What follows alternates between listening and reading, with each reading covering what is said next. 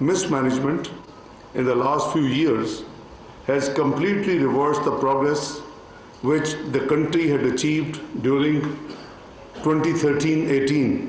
From 2013 to 2018, the 5 budgets they presented, the per capita income of the country increased by $379 to $1,768 per capita from $1,389. Sadly, in the next 4 years, the increase in the per capita income was only $30.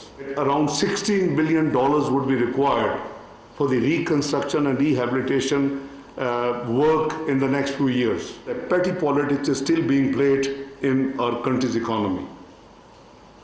The persistent spread of fake propaganda about Pakistan to default on its international financial obligations is completely ill-founded and malafide, which harms the country's economy.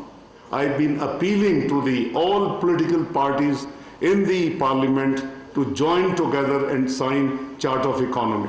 I believe that we have to work together to control the current inflationary pressures. They are unprecedented. We are improving. This team is trying to improve the supply of commodities.